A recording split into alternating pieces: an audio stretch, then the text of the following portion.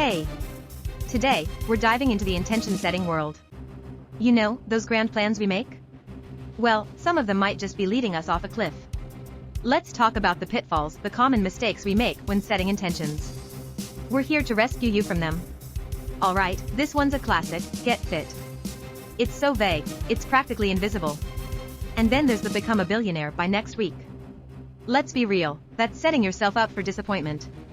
Here's your challenge for today: scratch out one vague or unrealistic intention from your list. Trust me, it's liberating. Feel that weight lift off your shoulders?